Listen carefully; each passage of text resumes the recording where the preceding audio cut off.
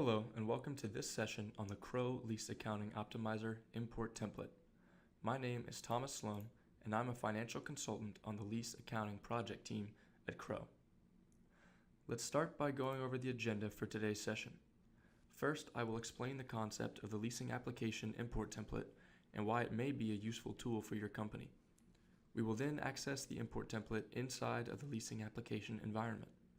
Next, we will look at the different tabs of the spreadsheet from a broad overview, and I will distinguish between fields that are mandatory and those that are not. Next, we will review how to edit existing leases using the import template. And finally, we will briefly discuss the concept of lease books and how they relate to the import template. The import template is a Microsoft Excel spreadsheet that allows all of your company's leasing data to be gathered in one central location.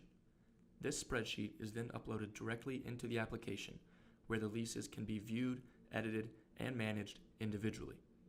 To access the import template, we must first enter the leasing application itself. Here we see the home screen of Microsoft Dynamics 365. In the top left corner, click on the hamburger bar. Then navigate down to the lease module. From there, find the common header, and underneath, click Lease Summary. This will take you to the form that lists all of the leases a company has in their environment. When you are wanting to add new leases, there are two ways to do it. One would be to click the New button at the top of the screen. This is best when entering in a lease individually. Here we can see different tabs such as General, Index Rate, and Payment Schedule lines, and underneath each tab, multiple different fields for entering in other information. When we want to enter in many leases at once, as is often the case when setting up an environment, it is much more useful to use the import template. So we will navigate back to the lease summary page, and from here, we will click Lease Data to Excel. This will generate a Microsoft Excel spreadsheet that contains the import template. As the template opens up, you can see that there are two lines, one for each lease that we already had created in the system.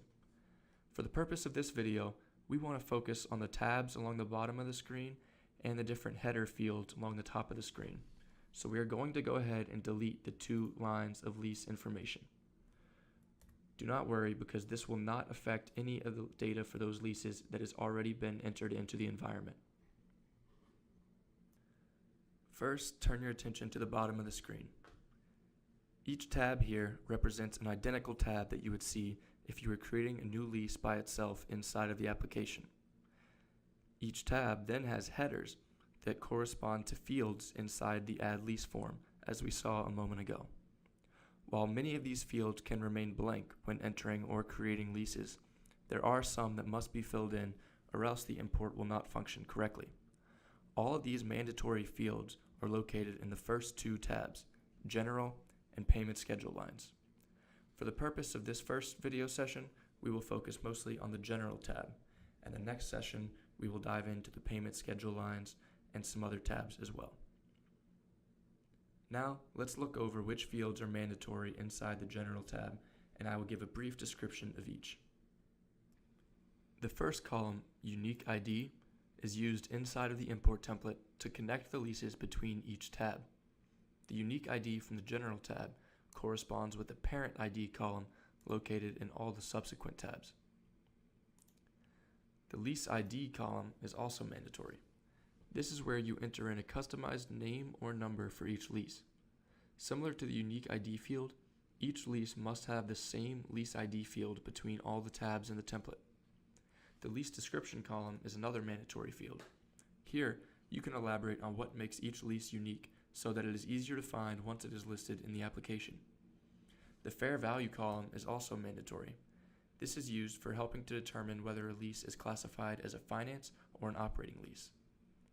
The Legal Entity column is a mandatory column that specifies which legal entity of the company that lease is associated with.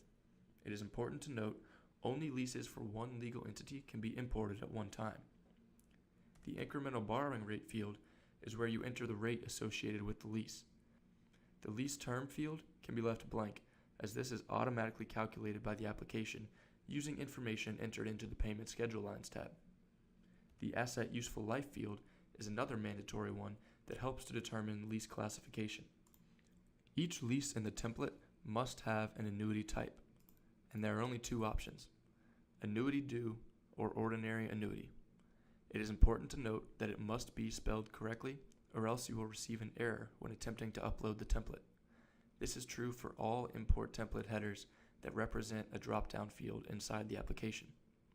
The currency column is another mandatory field that must match a currency code already set up inside the application. The vendor account field is also mandatory. When invoices are created for lease payments, they will be created to the vendor specified in that field. The lease group is a very important field where you assign the lease to a certain asset class, such as building, equipment, or other categories. These lease groups must be already set up in the application, and like the other drop-down fields, whatever you input into the import template must exactly match the lease group abbreviation in the application. The next two headers, transfer of ownership and unique asset, are both fields that must be filled in with either a yes or a no. Leaving these fields blank will trigger an error when attempting to import the leases. The last mandatory field is the commencement date, where you will enter the date that the lease took effect. Be sure that you enter the date in the same format as the application, which is month, day, year. It is also important to note that dates must be entered in text formatting, not date formatting. This is true for all date fields in the import template. While we are still here on the General tab, I want to point out the last column header, Rec ID. This is a field that is populated automatically by the leasing application. Once a lease is imported for the first time, it receives a unique Rec ID. If you wish to edit an existing lease's information inside the import template, you would first export the leases to Excel, as we did earlier in the video. You would then change the desired fields, but before uploading the import template back into the application, you have to consider the Rec ID. If you want to just edit the existing lease with the updated fields, but keep the same lease ID and other information, then make sure the Rec ID stays the same as it was when the lease was originally created. Otherwise, you delete the Rec ID field before importing the lease back into the application, and it will create a brand new lease with a new lease ID.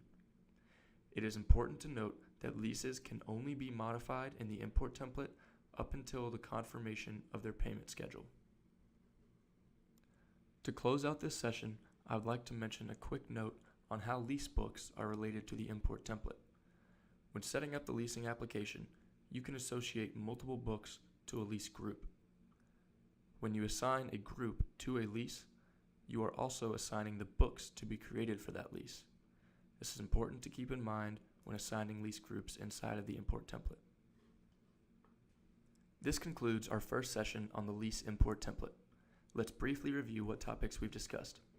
First, I gave an overview of what the import template is and the functions that it serves. Next, we navigated inside of the application to see how to access the import template. We then went over the General tab and I explained all the different mandatory fields. Next, we discussed how to modify an existing lease inside of the import template with the concept of the Rec ID field. Finally, we looked at the relationship between lease groups and lease books.